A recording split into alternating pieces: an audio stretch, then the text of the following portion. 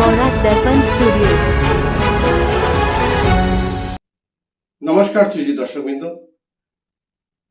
News Barak দর্পণ studio থেকে সবাইকে আবারও শুভেচ্ছা এবং শুভ সন্ধ্যা। আজকের দেশ বিদেশের গুরুত্বপূর্ণ খবর এক ঝলকে আপনাদের কাছে পৌঁছে দিচ্ছি। ভারতের অর্থনৈতিক উত্থান নিয়ে সমগ্র বিশ্ব জুড়ে আলোচনা অব্যাহত রয়েছে। ওয়ালমার্টের গ্লোবাল সিইও ও সভাপতি ডাক ম্যাকমিলান এই উত্থান নিয়ে মন্তব্য করেছেন। তিনি বললেন, ভারতের মতো একটি বৃহৎ অর্থনীতির যে হারে দ্রুত বৃদ্ধি পাচ্ছে তা খুবই বিরল উদাহরণ। ওয়ালমার্ট গ্লোবালি ভারতে নতুনভাবে ব্যবসা শুরু করেছে এবং বছরে $10 বিলিয়ন সংগ্রহ করার লক্ষ্যে কাজ করবে। ভারতে ওয়ালমার্টের ব্যবসায়িক উপস্থিতি তুলে ধরতে দিল্লিতে আয়োজিত এক অনুষ্ঠানে তিনি বললেন, ভারতে কি ঘটছে তার একটি স্ন্যাপশট কেবল ভ্রমণের মাধ্যমে উপলব্ধি করা সম্ভব। ভারতের কাহিনী কিভাবে ধাপে ধাপে উন্মোচিত হচ্ছে, প্রসারিত হচ্ছে এবং অত্যন্ত আকর্ষণীয় হয়ে উঠেছে। তিনি আরো বলেন, ভারত থেকে অনেক কিছু শিখেছি, যেমন উদ্ভাবনের ক্ষমতা, দক্ষতা, পরিষেবা দেওয়ার মতো সক্ষমতা, সহায়তা এবং একটি ই কমার্স বাজার তৈরি করার প্রয়াস, যার ভবিষ্যৎ অত্যন্ত উজ্জ্বল এবং যা সকলের জন্য বিপুল সম্ভাবনা সৃষ্টি করতে পারে। তামিলনাড়ুর তিরুভাল্লামালাইতে 65 বছরের অবসরপ্রাপ্ত জওয়ান বিজয় এক চাঞ্চল্যকর সিদ্ধান্ত নিয়ে পরিবারের স্ত্রী ও কন্যাদেরকে নিজ সম্পত্তি থেকে বেদখল করলেন। বিজয়বাবুর 2 কন্যা ও স্ত্রী নিয়ে ওনার সংসার, কিন্তু পরিবারের কাছ থেকে অবহেলার শিকার এবং 2 কন্যার সাথে তীব্র বিবাদে বিরক্ত হয়ে 4 কোটি টাকার সম্পত্তি রেণুকাম্বাল মন্দিরকে দান করলেন। তিনি বললেন, যখন তারা আমাকে উত্তরাধিকারের সম্পত্তি হিসাবে দেখতে শুরু করলো, তখনই উনি এই সিদ্ধান্ত নিতে বাধ্য হয়েছেন। এই কঠিন সিদ্ধান্তের ফলে ওনার স্ত্রী কস্তুরী এবং তাদের 2 কন্যা উত্তরাধিকার থেকে সম্পূর্ণ বঞ্চিত হয়েছেন। জম্মু ও কাশ্মীরের পর্যটন, নিরাপত্তা এবং উন্নয়ন ক্ষেত্রকে এগিয়ে নিতে একটি বড় পদক্ষেপ হিসাবে কেন্দ্রীয় সরকার 10,637 কোটি টাকার 19টি সড়ক ও টানেল প্রকল্পে অনুমোদন দিয়েছে। এই প্রকল্পগুলির মাধ্যমে সীমান্ত অঞ্চলগুলির সঙ্গে সংযোগ নিশ্চিত করা হবে, যাতায়াতের সময় কমবে এবং সব ঋতুতেই স্বাচ্ছন্দ্যে যাতায়াত সম্ভব হবে।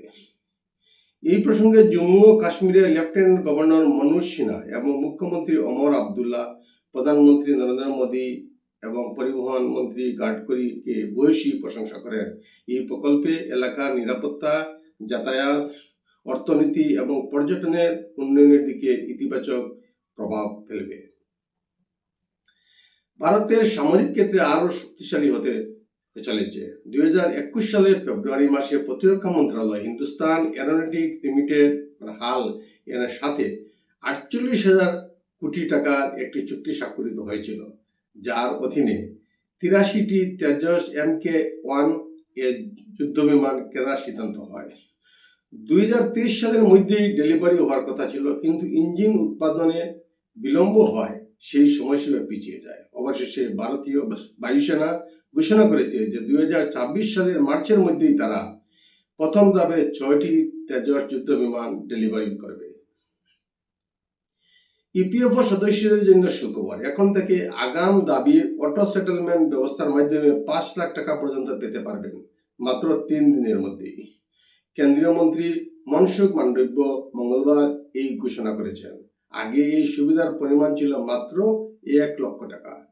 এই পরিষেবার মাধ্যমে এখন চিকিৎসা, শিক্ষা, বিবাহ এবং বাড়ি নির্মাণের জন্য প্রয়োজনের ক্ষেত্রে আগাম দাবির সুবিধা অনলাইনের মাধ্যমে স্বয়ংক্রিয়ভাবে নিষ্পত্তি হয়, যেখানে কোনো মানবীয় হস্তক্ষেপ থাকে না। এর ফলে স্বচ্ছতা নিশ্চিত হয়। ভারতে মোবাইল ফোন রপ্তানি এক নতুন মাইল ফলকে পৌঁছেছে। তথ্য অনুযায়ী গত মে মাসে ভারতের মোবাইল ফোন রপ্তানি হয়েছে 26,559 কোটি টাকা, অর্থাৎ 3.09 বিলিয়ন মার্কিন ডলার, যা গত বছরের এই মাসের 15,229 কোটি টাকা অর্থাৎ 1.78 বিলিয়ন মার্কিন ডলার তুলনায় 74% বেশি। 2025-26 অর্থ বছরের প্রথম 2 মাসে ভারতের মোবাইল ফোন রপ্তানি পৌঁছেছে 47,273 কোটি টাকা, আমেরিকান ডলারে 5.5 বিলিয়ন মার্কিন ডলার, যা আগের বছরের অর্থ বছরের এই সময়ের তুলনায় 41% বেশি। আজ আবার বৈঠক হতে চলেছে ডোনাল্ড ট্রাম্প এবং জেলেনস্কির মধ্যে। ইউক্রেনের রাষ্ট্রপতির এক উচ্চপদস্থ সূত্রের মতে আজ হেগে অনুষ্ঠিত হতে যাওয়া নেটোর শীর্ষ সম্মেলনের ফাঁকে ভ্লাদিমির জেলেনস্কি ও মার্কিন প্রেসিডেন্ট এক বৈঠকে বসতে চলেছেন। যদিও জেলেনস্কি সম্প্রতি বিভিন্ন শীর্ষ সম্মেলনে কেন্দ্রীয় চরিত্র হিসাবে সক্রিয় থেকেছেন, তবে ট্রাম্পের সাথে তার তিক্ত সম্পর্কের কথা মাথায় রেখে তাকে নেটো সদস্যের মূল অধিবেশনে আমন্ত্রণ জানানো হয়নি। জেলেনস্কির শীর্ষ সহকারী আন্দ্রি ইয়ারমার্ক জানিয়েছেন যে তিনি মঙ্গলবার আমেরিকার পররাষ্ট্রমন্ত্রী মার্কো রুবিওর সঙ্গে এই আসন্ন বৈঠকের প্রস্তুতি নিয়ে আলোচনা করেছেন। আজকের প্রতিবেদনে এখানে সংক্ষিপ্ত বিরতি টানছি। সবাইকে নমস্কার। न्यूज़ बौरा दर्पण स्टूडियो।